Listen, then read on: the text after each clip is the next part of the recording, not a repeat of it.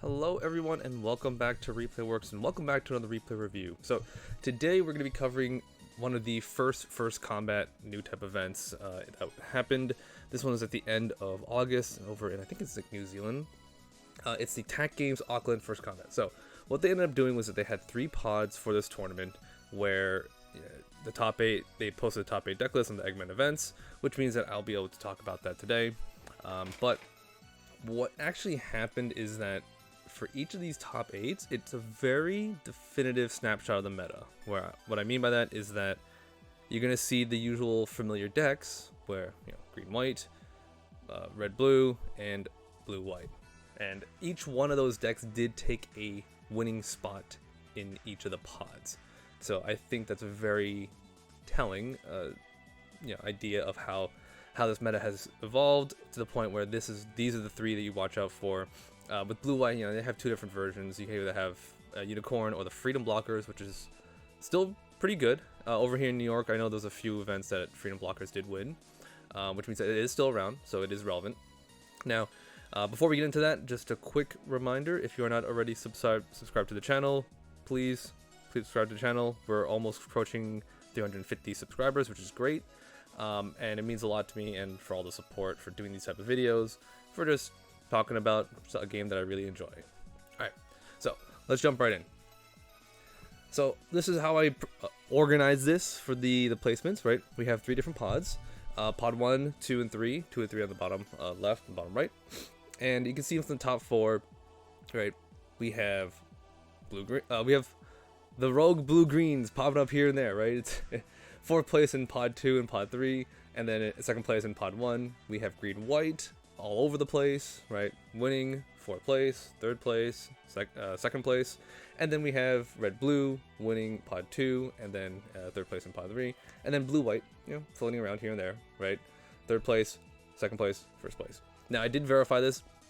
In the top 4, there are no repeats in terms of like another player, or the same player playing in different pods. There are examples of someone playing in the top 8, right? They made like 8th once, and then like I think 2nd or 3rd in a different pod. So, but I did verify that in the top 4 for each of the pods, there's no overlapping player, right?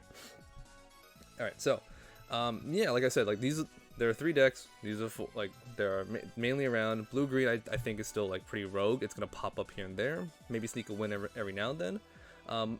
It's hard to ignore a rush deck that I also play, since it is prevalent in this type of game, where having the rush does help if your opponent can't answer it very well, and if you draw the absolute nuts, that's pretty much a free win as a rush player. But for longer type of game, blue white, green white, red blue, these decks are all fantastic as you go towards a later point in the game, right? And that's where we see that these decks have won in this type of event. Alright, and here are the color combinations across the board for the top 8 for each pod. Just want to show all 3 at the same time for comparison. Overall, it looks like we are seeing, the pods depend on whoever got in, but if you just look at it like in terms of who's in the top 8, again, 4 decks, blue-green, just a little rogue here and there, but then the other 3 main decks showing up. No other rogue decks, no other color combinations, and I think that's very consistent with what we've seen even on the Eagle's Nest and the Eggman events, right? We've seen them the same type deal where it's these 4 decks with blue-green being the last of this group.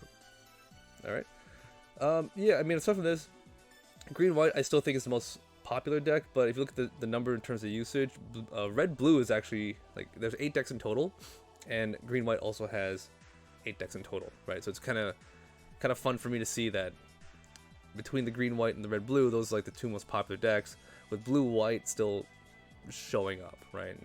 I think green white is, and I'll still stand by it, probably the best deck right now to play if you want to go into a tournament that does well, since it has a very good late game strategy. It has a good early game, like the blocker potential, so you get to stop any type of rush. You get to, if you're playing it smart, you get to essentially mitigate damage until you hit the point where you can start putting Haymaker down. And then at that point, no other deck can kind of keep up with an overstatted Wing Gundam, right?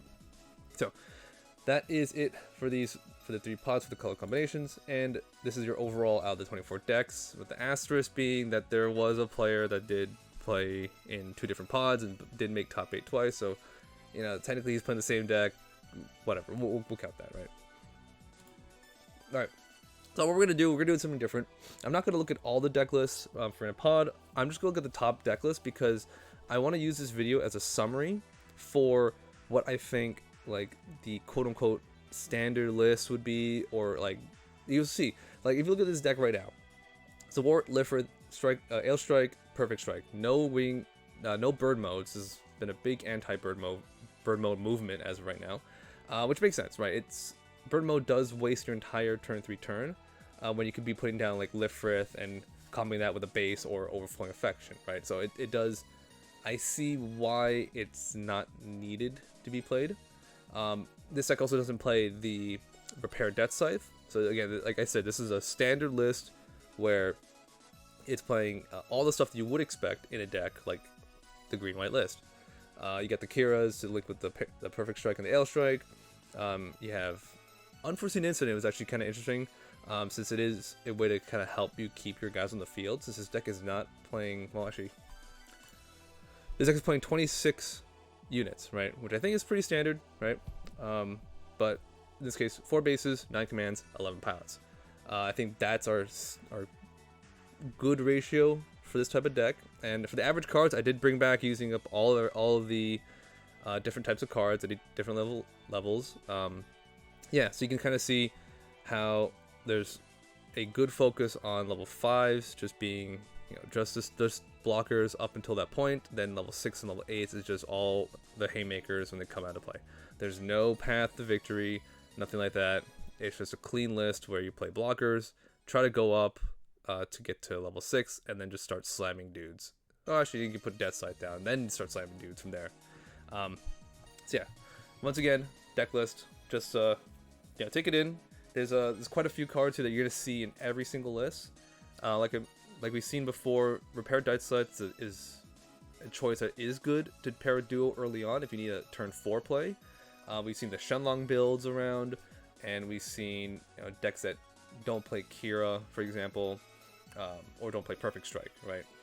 But overall, I think in this deck, just, again, standard list, what you expect. It maxes out on every single major green card, and then the rest is all just the white blockers. Alright, so let's move along to pod 2. This is the red-blue list. Again, see previous statement. Standard list of what to expect against this type of deck. You have cards like the Vesalius, right? 4 of the bases that does pump up these weenies, right? Because what's going to happen is I'm going to put down 2 vanillas on turn 1. Sorry, on the turn 2. Turn 3, Vesalius, now they can start cracking the EX base. So it does help push damage very easily. I would say pretty consistent compared to like a Xeon deck, right? Where, you know, Xeon deck, you have to have the 1-2 Zaku that gets +2 when attacking. But in this case, it's a lot safer just to put down the 2/2s and then put down the Vesalius next turn, and that's it. You know, A, it breaks the EX base for 3, and then B, you get to have a 2/2 vanilla that can actually trade damage with something, right? Then we have you got gun tanks, Anksha, standard stuff, Rezels, the ST Gundam, along with Amuro and Merida with Merida's links. In this case, we have 3 of the little Kushtiras, 4 big Kushtira, and 2 Unicorn Banshees, right? The Unicorn Banshee makes sense at 2. It's not a card that you want to see a lot because it only works when you're linked with Merida.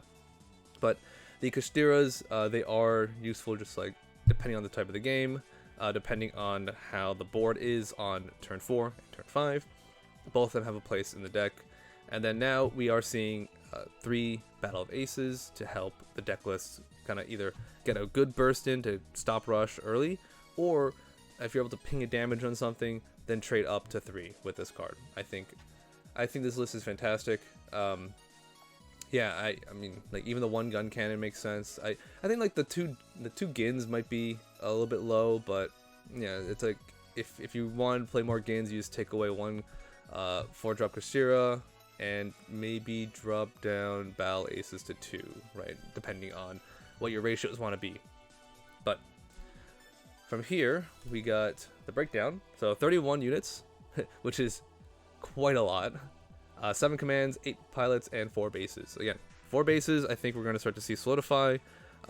It is a good choice in terms of just playing 4 of 1 base. This way you don't have like a mismatch where you are playing 2 different bases and you're playing like 3 and 2 and you see one of the ones that you don't need as often, right?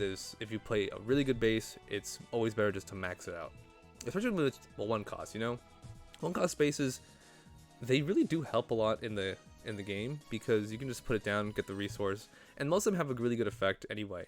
It's less resource intensive, so if you do have one floating, and the way the game works is that most of the time if you're playing decks like this, you're going to end up having like 1 extra resource floating. Yeah, and as long as you know that you don't really play action step cards, it's better just to put it down. Okay, and then from here we have your breakdowns for average cards per level. So level 2s includes the gun tank, but gun tank's really like it's whenever you need to ping the extra damage type card. Then we have level 3s is mostly just going to be either the Rezos, the gun cannon, your base, mostly your base, and then battle of aces, right? So it's all there. Level 4 we got Amuro and Merida, those are your pilots, along with the show resolves, and then you have Angsha, ST Gundam, Kashtira, right? And 5 and 6 just kind of curve out, just being Big Kashtira and Banshee Norn. Banshee Destroy Mode. You don't have Norn yet. Alright, last deck. This is the white-blue Freedom Blocker deck. It's been a while. It has been missing around in terms of usage, in terms of being featured. We've seen mostly the Unicorn Tempo pop up here and there.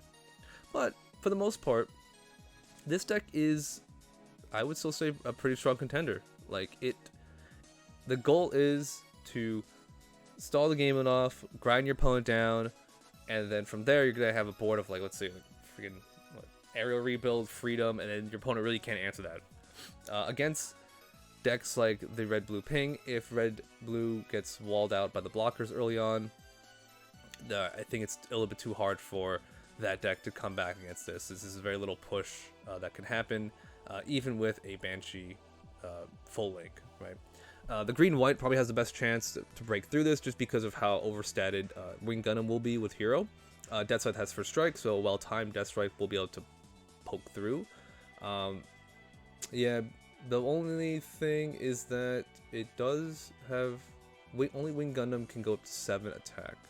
Death Scythe, I believe, can only go to 6 attack, just because dual gives him +1. So a freedom with a link is either 7 or 8 HP, if depending on who the pilot is, but that's really tough to punch over. I guess the only benefit is that duo can't be AP reduced, so it gets a pass at being like the effect of Freedom Gundam won't be able to target it, and Kira won't be able to target as well. So it's really hard for them to swing into this. But again, Death Scythe would probably he get 6. So if it's paired with Kira, yeah, Death Scythe will probably just trade. No, he wouldn't even trade. Freedom will live at 1. That's the unfortunate part about the stat lines. But anyway, the rest of the deck we have Dara Blade. That's a pretty new thing that got put in here. It is a link unit with Suletta, which is more link units for Suletta is great. It does have the ability to return a 1 HP card back to your opponent's hand, which can get rid of tokens very cleanly. I think it's great to just if they're playing like Corsica base, it gets rid of Leo. 4/2 stat line's really good early on. It's just as good as Rezil. The benefit is that it's a link unit. So if it links with Suletta, it becomes a 5/4, which it could come out of nowhere, honestly, which is great. From there, everything else here is pretty much like what we've seen before. We do have Launcher Strike, actually. Launcher Strike is a pretty fun addition, aside from not maxing out the ST Gundam. Launcher Strike's just another card for Kira to link with. So Kira has 4 different units it can link with, for a total of 11 units, right? And that's pretty strong. And because they're playing 3 Archangels, it's just another blocker to put down early pressure, and then just be able to attack and restand, because 3/4 is a good stat line for it to start swinging at stuff. And then we have the 1 white base just to generate tokens. I believe that will help the mirror match, since the 1/1s that it pumps out is constant board advantage. You can just protect the white base with the blockers, have the 1/1s try to chump their way through. Yeah, it's really just like a matter of, it's a way to get more resources without having to use more cards in hand. And then from here, we have 2 striker packs, which I think is more commonplace in white decks nowadays. 3 Soul Resolves, 4 Overflowing, and 2 Unforeseen.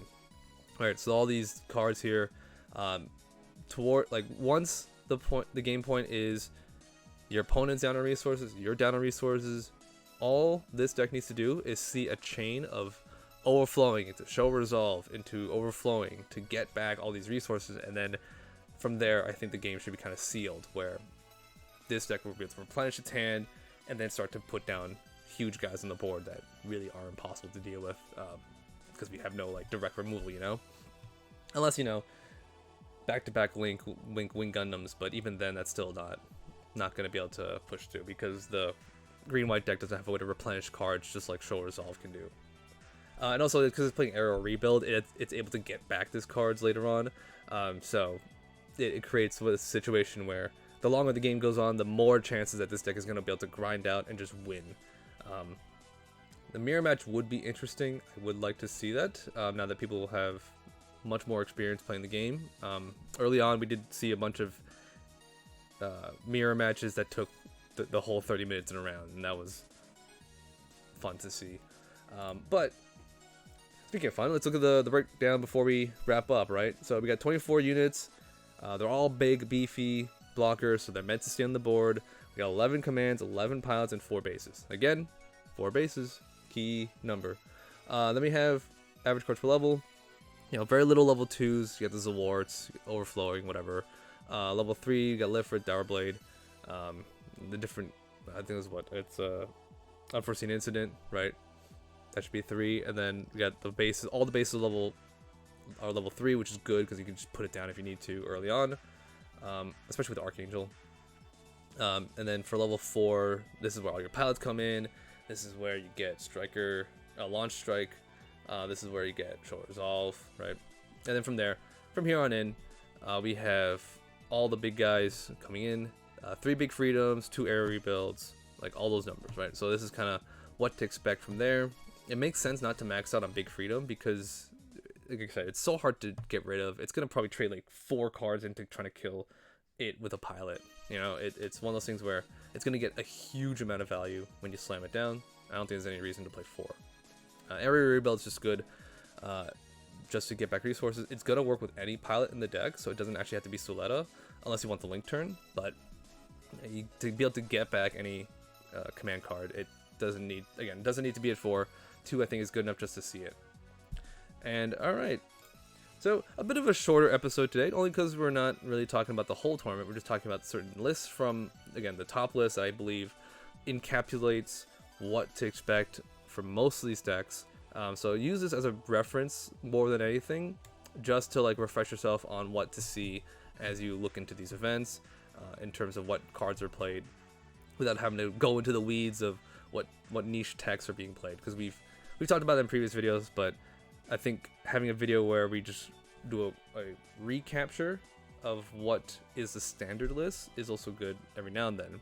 And this event, these pods did encapsulate that as, you know, perfectly as I needed them to be.